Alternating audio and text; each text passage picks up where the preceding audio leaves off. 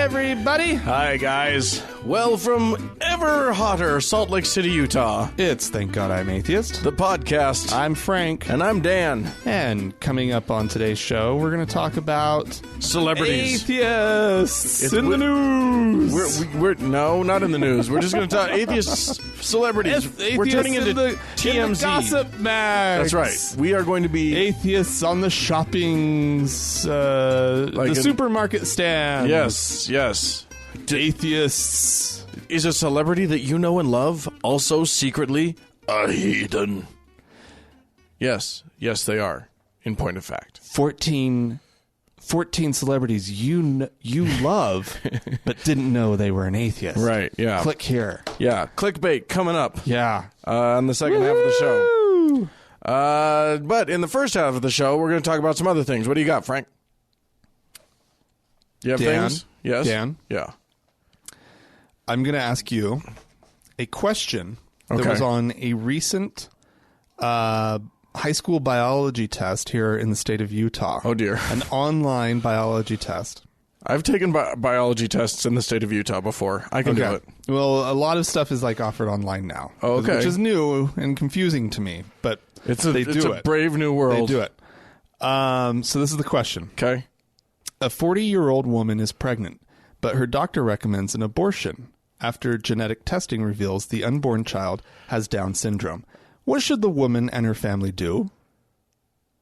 This is a biology question? The potential answers include the following. Waiting and redoing the genetic testing closer to the baby's due date. That's A. B. Trusting the scientific knowledge of the doctor and going forward with an abortion. C. Prioritizing the wishes of the mother. And D. Considering aspects like religious beliefs, financial burden, and the effect on other family members before making the, quote, the best decision for everyone. Well, first of all, a beautifully worded question. Just, there's no way that could go awry. Obviously, science-based, Yeah. so perfect for a science classroom. Yeah. I'm going to answer E, whatever the fuck they want. It's their damn baby. Why are you even talking about it? By there, I'm giving her a partner if she wants one. I want to know what the lesson was. What could possibly have been... What were they talking about here? Yeah. I mean, are they in Dawkins territory where it's like, is there a moral obligation to abort a Down's baby? Is that where they're at? Yeah, I don't know. But they're testing... or is this actually a test about the student? Are they looking to find something out? It's a secret psychological profile. Well, Principal Kathleen Webb was very upset because the student broke testing rules by photographing the questions on his computer screen. Oh, yeah. I guess you'd be upset if your tests have that bullshit on them. What school is this? It was here in Utah. I believe you. It's the Utah Electronic High School. Oh, that's a thing? Yeah.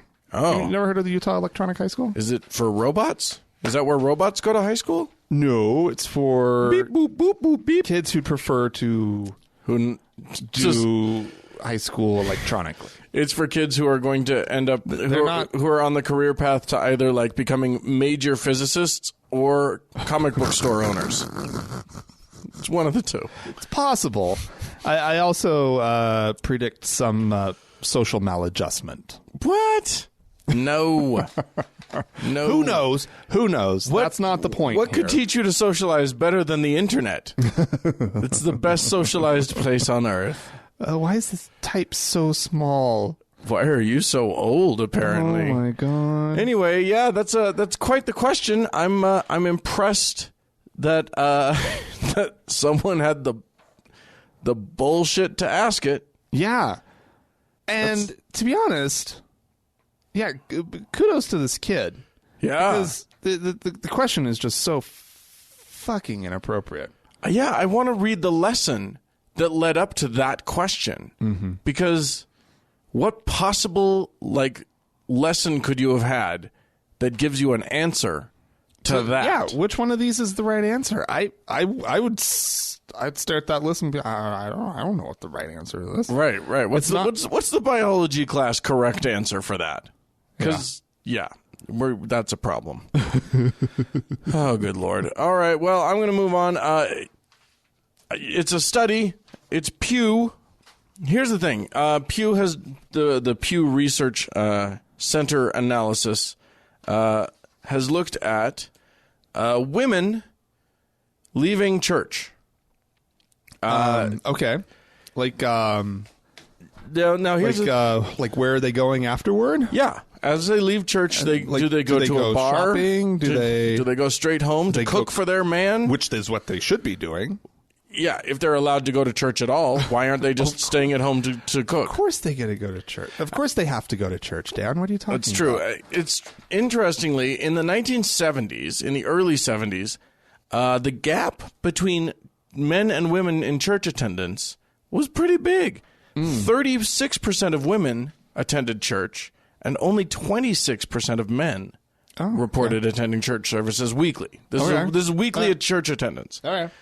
So you see, women have always, and women still go to church more often than men. I chalk that up to football, maybe. I don't know. Fishing, sure. Now here's an interesting fact. In 2012, that gap shrunk significantly. 22% of men reported attending church weekly. 28% of women. So the question that Pew is asking is, why has this gap been narrowing? That's a good question.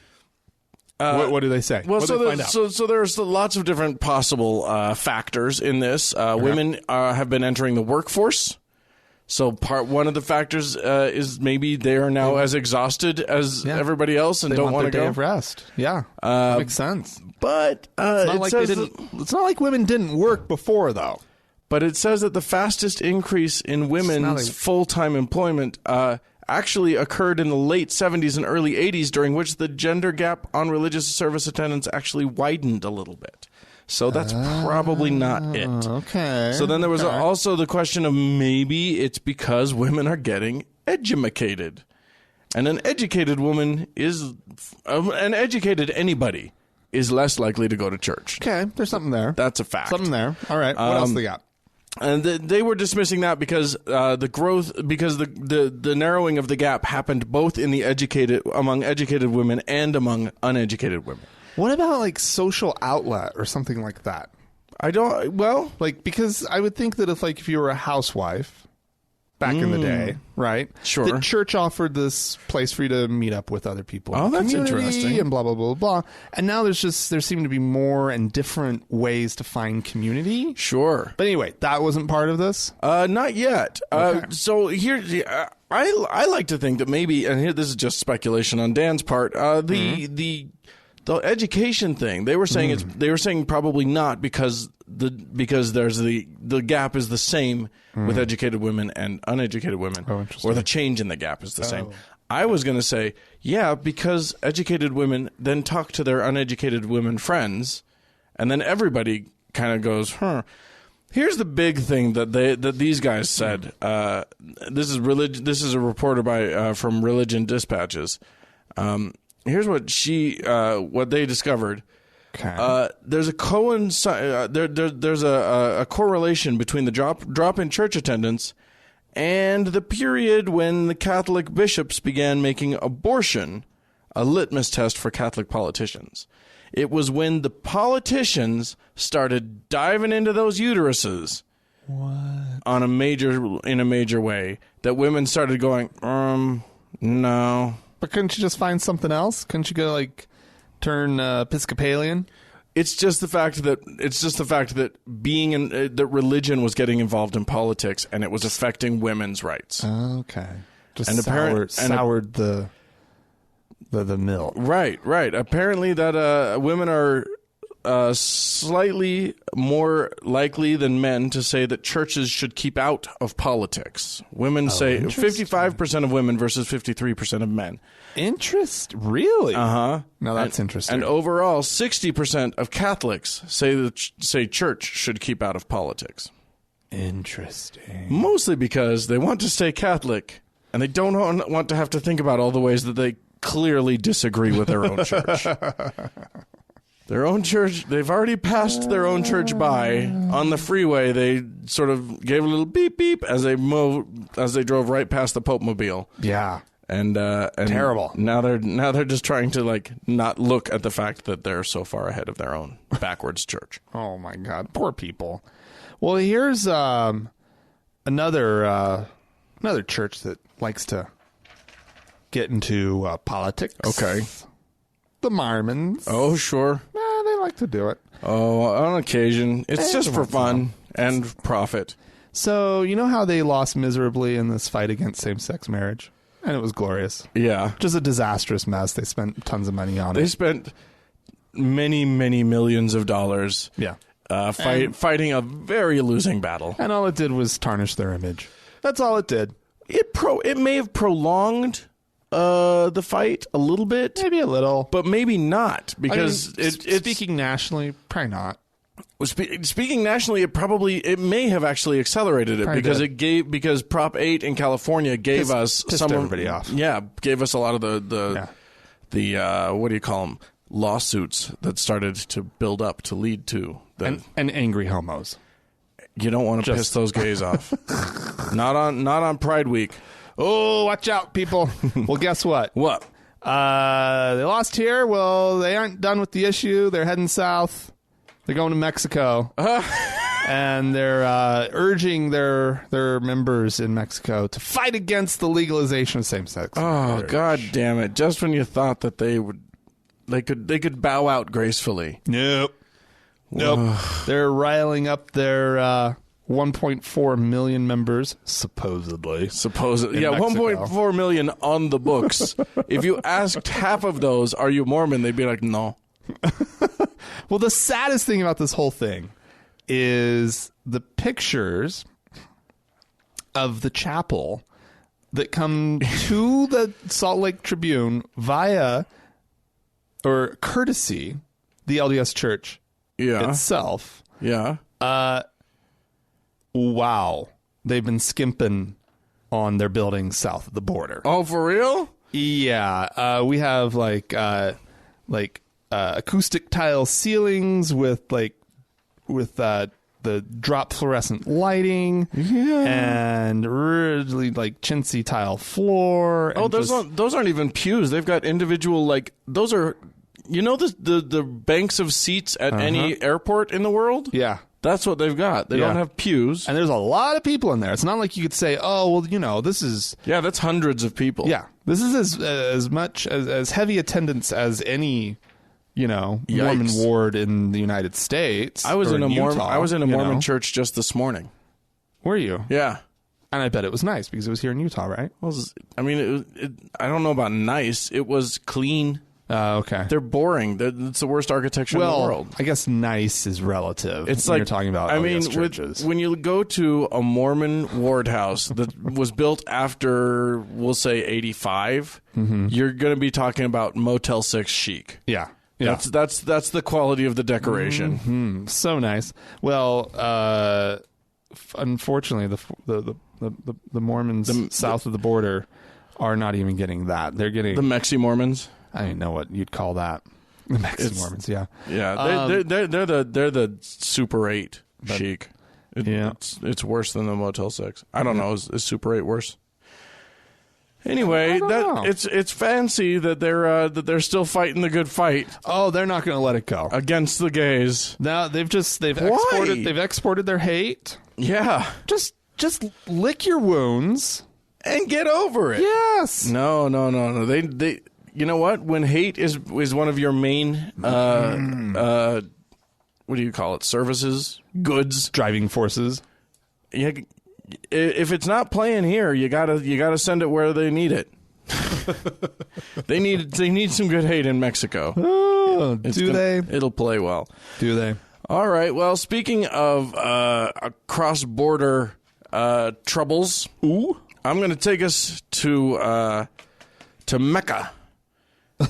It's the Mecca of Meccas, the one in Saudi Arabia, which, as we all know, all the Muslims are supposed to go to Mecca once in their life and do the hajj. Yes. And we've reported many things about the hajj, including the fact that it's totally not safe to do it. No. It is. People are dying.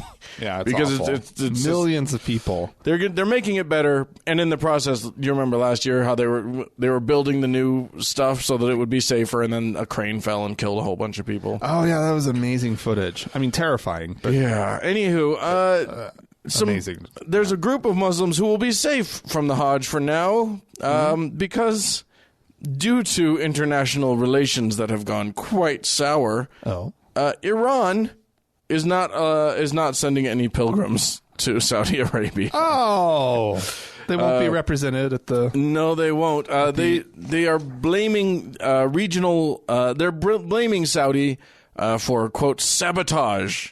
Saudi Arabia? Yes. No. For sabotage and for failing to guarantee the safety of pilgrims. Oh, as you know, that's not nice. Iran is an entirely Muslim country. Yeah. The government is run by Islamic clerics, essentially. Yes. So what you've got is a group of Muslims who, if they're not careful, they're going to change the rules, and suddenly there will be a kind of Muslim that doesn't have to go on the Hajj anymore. Well, and that only leaves 4 major tenets of Islam. Of Islam, right? What's the next one to fall? Yeah, you knock down one pillar. What do you got? Well, maybe they'll replace it with something. No, it's not. You don't have to do the walk Hajj across town. It's like you have to like obey the grand leader. Nah, they'll just like march around that thing they got in the middle of Tehran. I forget what it's called. It's that big thing. They got a big thing in the middle of Tehran. That big arch thing. It's something religious. You've seen it. You've seen the photos, Dan. You know what I'm talking about. I've never been to Tehran. It's like white and there's a lot of traffic around it. Yeah, the Arc de Triomphe. I remember that. No, sure, I've been there. It's not Triumph. I can tell you that. Oh, anyway, poor Iranians. I feel bad for them. Yeah, what are they going to do? You're sitting there in Iran. You want to be a good Muslim. You've finally built up enough cash to get over to Saudi and do your thing, and then computer says no. Oh, that's too bad. Too bad for them. So sad. All right, Dan. Yeah? More Muslims in the news. Muslims in the news. This one's a dead Muslim. Oh, great. That's not the right way. Only good Muslims are dead Muslims. That was phrasing. I didn't get the phrasing right. All right. So about 8 months ago, I believe I remember the story, and we may have talked about it on the show. Okay. Because I do have a recollection of us telling a story about a Muslim man. Frank, you're giving away exactly how little we pay attention to our own show. Oh, once I say it, once I speak it in the microphone, it's done. Once it comes out of these face holes, we're not paying attention. When I'm writing anymore. the description online, I'm like having to refer back to notes and.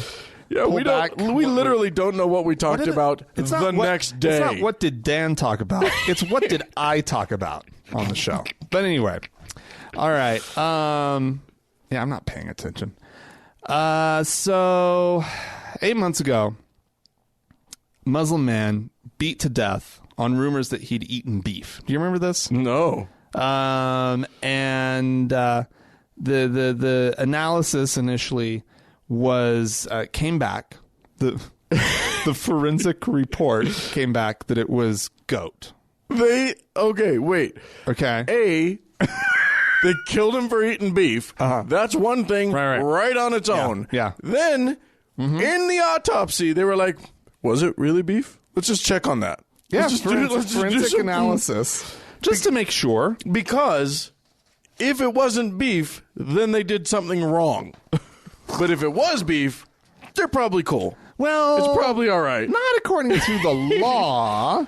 You're not supposed. Murder is murder. That's a quote in here. Yeah, right. All accused are booked for murder, and it does not matter to us whether the meat is of a goat or a cow. Right? Oh.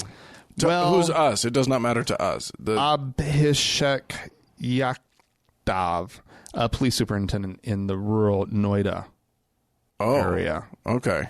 Which is where the crime occurred. What country is this? A murder is a murder. India. In India. Okay. Right. Sorry, that detail. Important detail. Yeah. Muslim man in India. That's no. We did talk about this. Now it's all coming back to me. Yeah. Yep. So there you go. Okay. Well, anyway, new details. Here's the update. They were just really disturbed about. That wasn't goat. We saw what he was eating. He was eating cow. We know he was eating cow. Okay. Right? And so they redid the forensic testing. Beef. Oh, what a jerk! This guy's a joker. This one, he had us fooled on that whole goat thing. Yeah. What a jerk. He got killed for it. That's probably not the nicest. That's so amazing to me, because let me tell you something. As an American who went to India, you can eat cow. No, Dan, you can't. You can get everybody knows, Dan. You can get the cow there. Nope. Yep. And as a white guy, as a sort of rich tourist type, nobody's going to kill you. Were they like marveling that you would eat it? They're all the chefs are like poking their eyes around the corner. Is he like, eat it? He's not going to put that in his mouth. Oh no! Oh my God! I can't believe we prepared it. Who's the sick bastard who killed it? I can't believe we even did that. Oh no, it was goat. Oh, it was goat? Oh, okay. Good. Cool. Okay, goat. I can't tell you how many times menus in India said mutton when I'm 1,000% sure they meant goat. They were tricking me. They're liars. Anyway. Yeah, it's terrible. Well, now, I will say this. They are a little baffled about where this new sample came from, and there's some questions about its legitimacy. But it made international news. This was covered in the New York Times. Oh, my God. That's how big of a story this was. Here's what I think they did. I think these guys killed a cow, stuffed some down his gullet, and then tested that. I think that's what they did. It's possible. Those hypocrites. Those hypocrite bastards. Oh, nasty. Just terrible. Well, I hope they're all sentenced to eat cow. That's their... Ooh, let the punishment fit the crime, right. man. Yeah. Speaking of which, do you see how I just tricked you into being my segue for me? I'm going to take us to Cincinnati, Ohio. Cincinnati. Cincy. The land of putting chili on spaghetti. Oh yeah, that's a thing, isn't it? I think they do that. Anyway, why? It's good. I don't know. It's fine. It probably is just fine.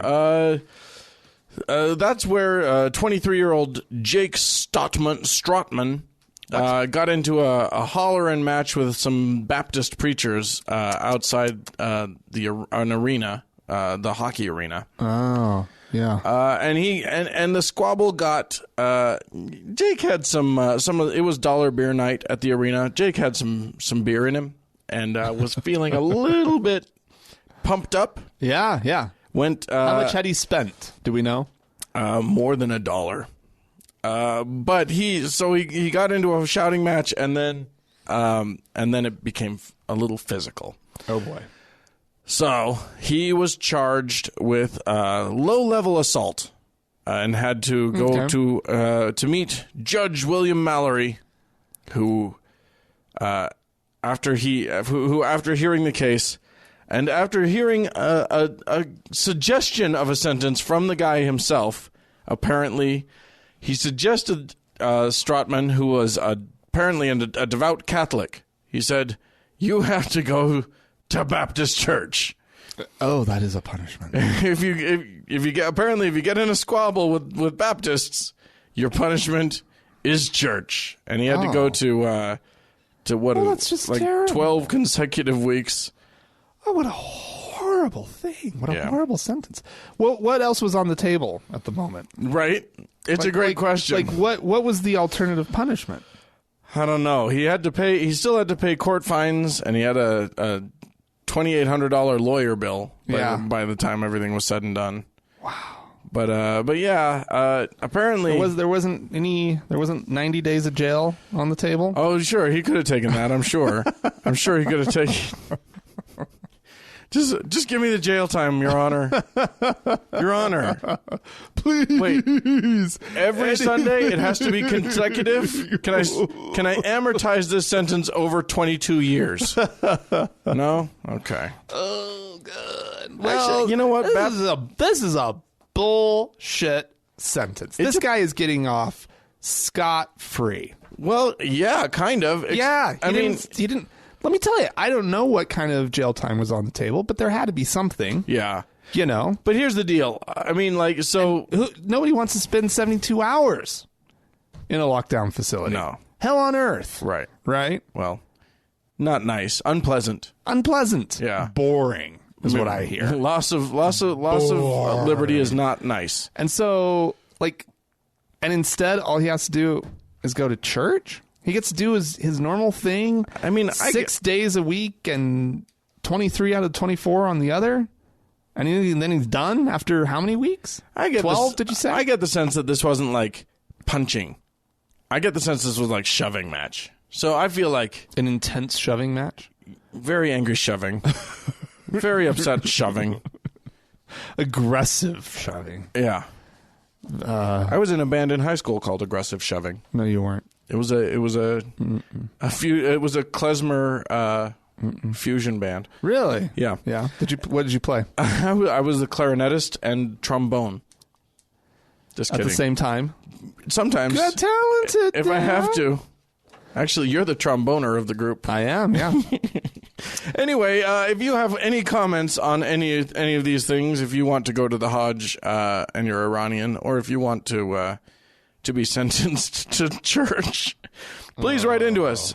You can reach us, podcast at thankgodimatheist.com. Or call and leave us a voicemail message. The telephone number is 424-666-8442. Yeah, go to the Facebook page, kids, facebook.com/TGIAtheist. And while on Facebook, search for the TGIA Members Only Lounge and request to join. It is a closed group. Really? I wanted to do that in deep voice. Well, you did. I did. Congratulations. Hey, can we talk about one thing real quick? Oh! Can we talk about Loot Crate? What? Loot Crate. What is it, Dan? The crate of loot that you could have delivered monthly to your house.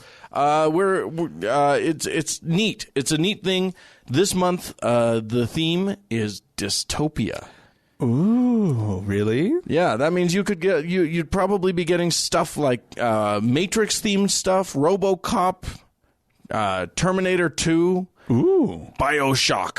All of that sort of stuff. It's dystopia on the Loot Crate. You're going to get a T-shirt. You're going to get dystopia with the mostia. Yeah, didn't quite work. Not going to give it. It was close. Yeah, it was close. Look, it's fun stuff. You're just going to get a box full of neat stuff. Mm-hmm. Every month, you'll receive, it's collectibles, figurines, apparel. Galore. Actually, quite galore. No, it was galore. The one I got was it just keeps coming. Was a lot of stuff. They say it's at least $45 worth of stuff. You're paying less than half that. Fantastic. And how do they get it there? If you want to sign up for Loot Crate and help us out at the same time, go to lootcrate.com/TGIAtheist, and then you can have cool stuff. Absolutely. All right. Well, we're going to take a quick break. Yeah. And this is some dingbat saying something stupid. Will Donald Trump be the next president of the United States? Maybe. But the question is, will it be by chance, or will it be by the devil's schemes, or will it be by divine providence? According to Mark Taylor, recently interviewed by our friend Rick Wiles at True News, Donald J. Trump will be ushered into the White House by no other hand than the hand of the Almighty. Now, this might seem like a crazy prophecy we're going to be reading today. This might make some people angry, and I haven't been taking this prophecy lightly. Andrew, we get prophecies all the time. That's true. Every Yep. week that people have heard from the Lord, that, the Holy Spirit has just been resting on them, that Ted Cruz was supposed to be president, or Donald Trump, or even Bernie Sanders, or Hillary Clinton. But we're talking about this prophecy today because the word given to Mark Taylor wasn't given recently. It was a word given to him in 2011 about Donald Trump being the president of the United States. Now, he had originally anticipated, he thought that it was concerning the 2012 elections. Isn't that right? Yeah, and that happens a lot with prophecies where you get a prophecy and, well, not me personally, but, we've had prophets on the show where they said, I've received a prophecy, and I thought it was going to happen way earlier. Even Pastor Jim has said that, where he received a word from God. He thought it was going to happen earlier than it did, because the word is so urgent. Yes. But that is what sets this apart from the other prophetic words that we've received regarding presidents, is that we got this 5 years ago. That's when this man, Mark Taylor, received this. Was 5 years before Donald Trump even announced his running. The Spirit of God says in this next election, they will spend billions to keep this president in. It will be like flushing their money down the toilet. Let them waste their money, for it comes from and it is being used by evil forces at work, but they will not succeed. For this next election will be a clean sweep for the man I have chosen. He has chosen. Wow, this is a startling word. They will say things about this man, the enemy will, but it will not affect him. And they shall say, it rolls off him like the duck. For as the feathers of a duck protect it, so shall my feathers protect this next president. Even mainstream, my goodness, this is crazy. Even mainstream news media will be captivated by this man and the abilities that I have gifted him with, and they will even begin to agree with him, says the Spirit of God. This is the word given to Mark Taylor in 2011 about Donald J. Trump being the next president of the United States of America. Oh, prophecy. It's prophecy. I kind of love it. I kind of love the culture of, like, anybody can prophesy, and these guys are prophets, and be wrong, and it's still right. And of course, little gay boy, whoever's voice that was, is like, well, the prophecy. It's, we got the prophecy. It happens all the time that, like, somebody will prophesy something, and we think that it's supposed to be about now, but it's really about later, and we didn't even know. I think that's amazing. What's great about prophecy, and we see this especially with things like ancient prophecy that people are trying to twist to be modern, and prophecy. Nostradamus predicted that Lincoln was gonna. Oh yeah. Well, don't even start on Nostradamus. Yeah, Nostradamus knew about your cousin's birthday. Mm-hmm.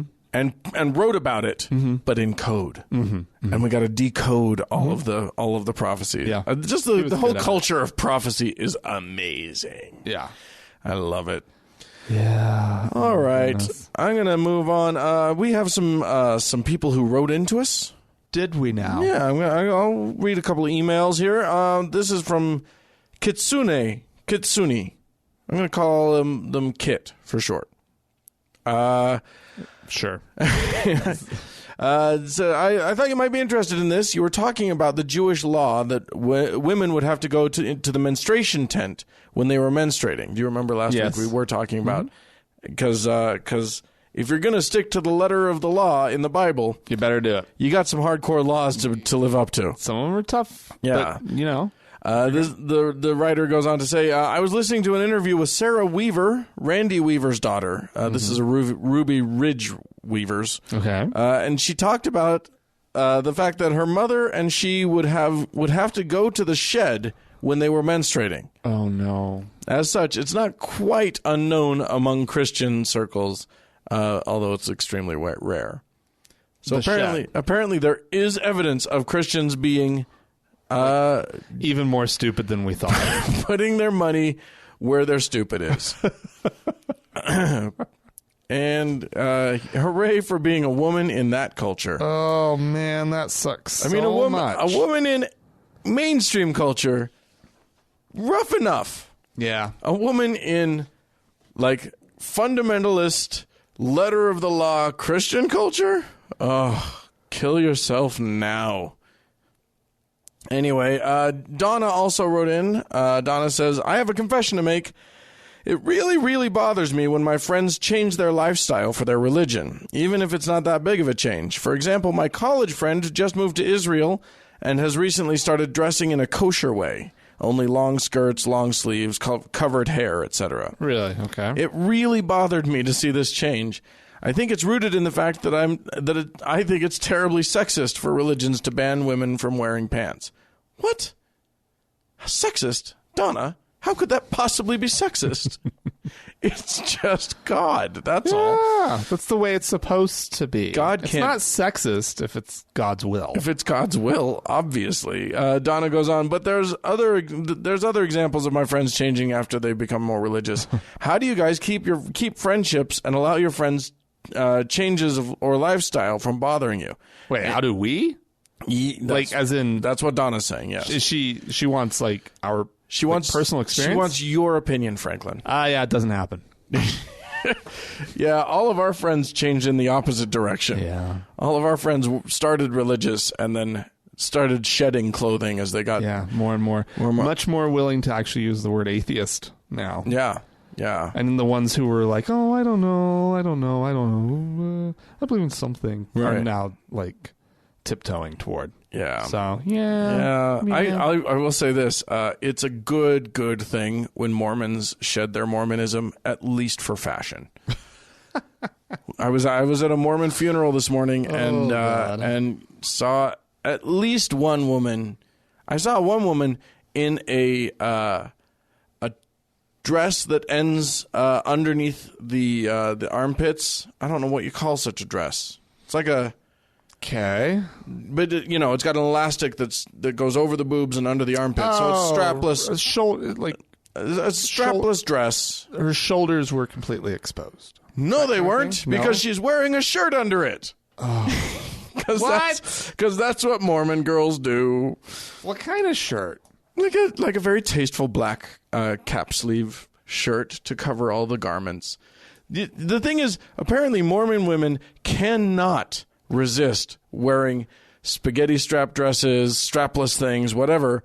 They just have to cover up anyway. So they wear they wear a shirt. They're buying these dresses they cannot just be buying them with the intention of wearing some modest thing. No, 1,000%. They totally are. They go out of town and these people, they let loose. I guarantee you. They drive down to Las Vegas. They have a grand old time. Maybe some of them. Yeah. But most of them don't. What she look like? Was she frumpy in general? Aside from her frumpiness that she was already wearing? I mean, how do you separate the two? Well, how was her hair? She had fine hair. Shoes? It was Mormon mom hair. She was pregnant, so it's hard to judge the shoes because she was probably... It's just one of those things, Mormon... That's a style in Mormonism. It's cool. It's all the rage, kids. I don't know. Yeah, I don't have any friends that are changing, that are getting more religious. Yeah, weird. Chances are with us, they know better than to try to stay friends with us. They're the ones rejecting us. I'm guessing. If we had friends who became more religious and started dressing differently and stuff, I'm guessing we wouldn't be hearing back from them. Yeah, probably not. We're pretty much declared on. They know what side we're on.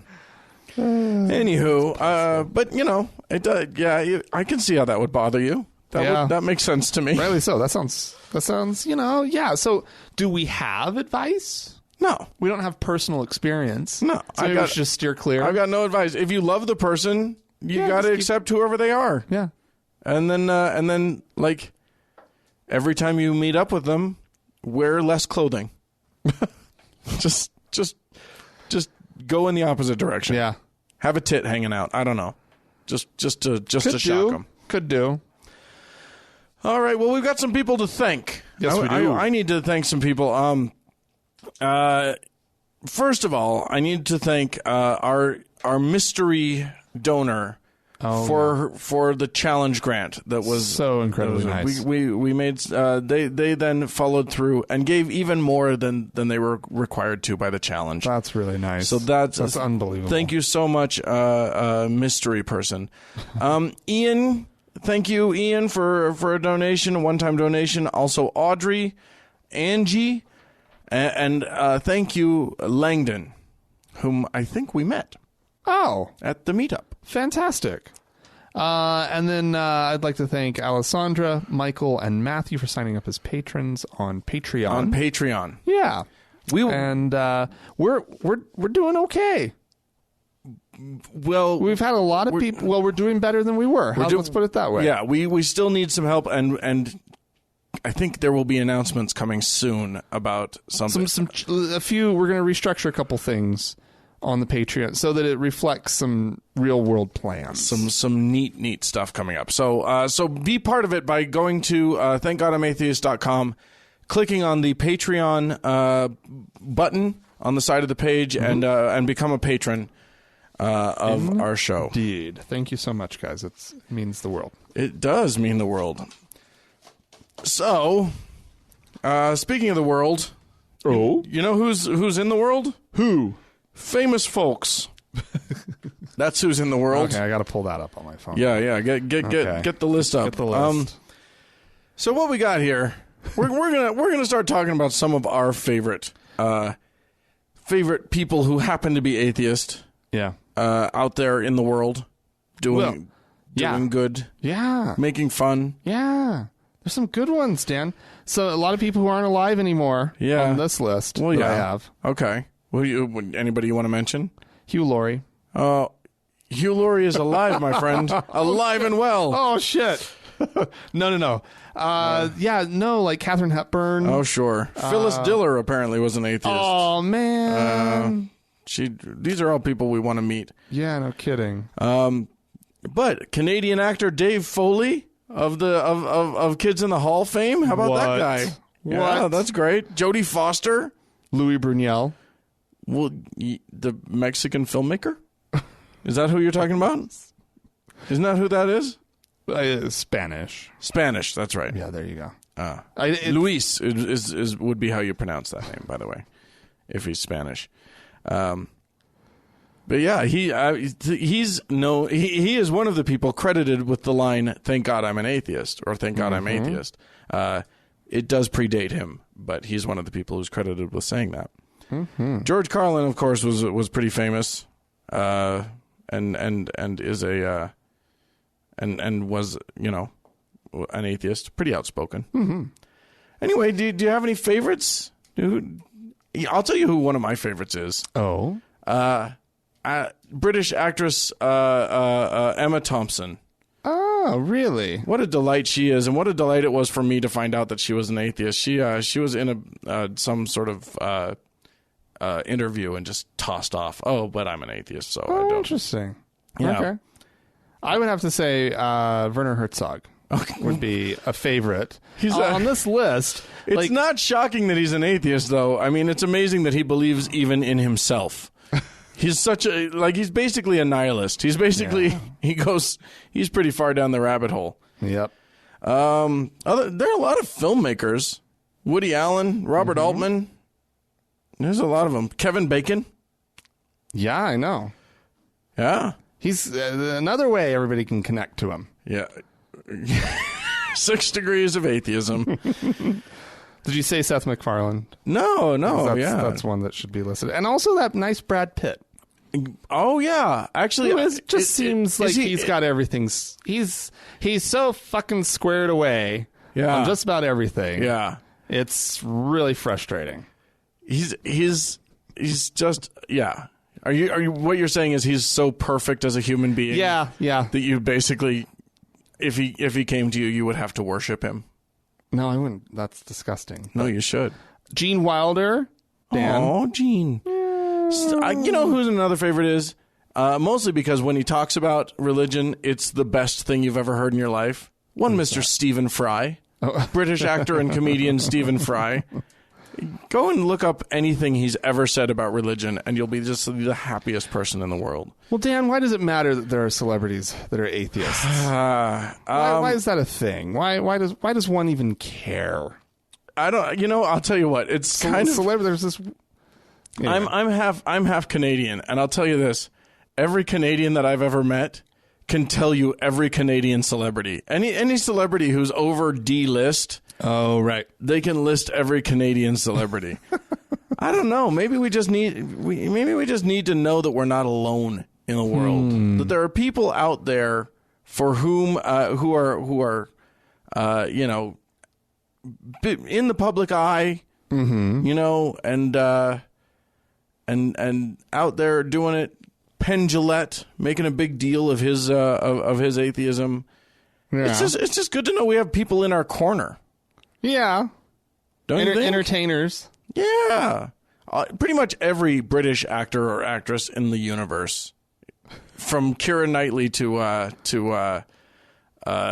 Ian McKellen, you're going to find that they're all atheists. Really? They don't care. Yeah. Interesting. I just feel like it. We already have a sort of interesting relationship with these people. You know what I mean? We already feel a connection to a lot of these people. Yeah. But I mean, does it matter that Orson Welles was atheist? No. Of course not. But it does matter that Helen Mirren was atheist. Is atheist. Still alive. That we know of. Oh. That's true. Well, no, we know that she's probably still alive. We just don't know that she's atheist. She is. She's an atheist. You know this? Yeah. Is it on the list? It's on the list. Really? It's not on my list. Well, you've got a worse list. My list is better than yours. How about Joss Whedon? Yeah, that's a good one. He's one of my faves. Anyway, yeah, well, I mean, the point to right me... now we're just saying names, Dan. We're just naming names. Well, so you tell me, what is the point? Why are we... what is it about knowing who's in your group that feels good? Well,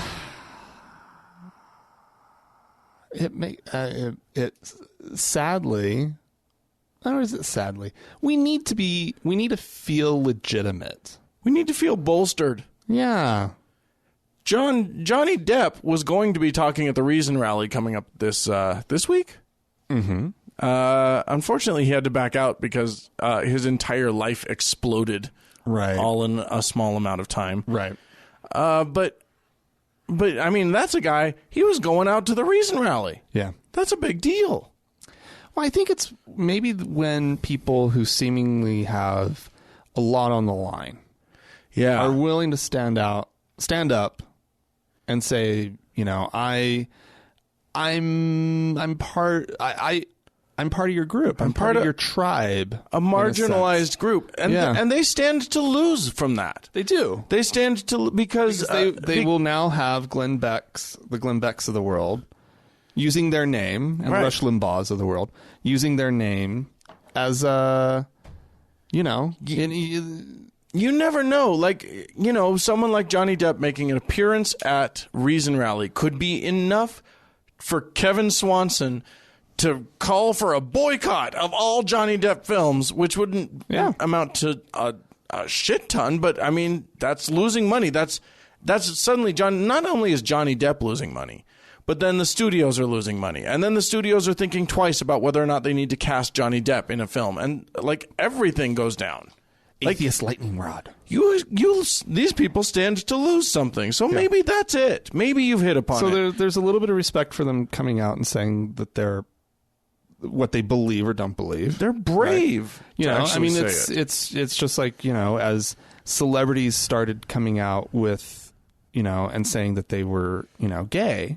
That was meaningful. That was meaningful, and it was a turning point. Yes, it's true. I mean, it really was. Ellen DeGeneres saying that she was gay back in the 90s, right, when she had a sitcom on national television. A huge following of people who were pretty, there were lots of conservative Christians watching her show, loving her show. And her show nosedived afterward. Now, she's gone about building herself one heck of a career since then. Yeah. But she risked it. She lost it, and she came back. Yeah. You know? And it was a turning point. Yeah. And it was a big deal. And then, you know, you had Rosie O'Donnell eventually. Took her a little while, but she was one of the first as well. Yeah. You know? Yeah. Less effective. That particular one. Not as likable of a Right. figure, I think, is part of the problem there. But Right. then she was likable when she had her show, and then she went crazy. Well, yeah. She was the queen of nice, and then suddenly she was the queen of holy shit. What are you doing?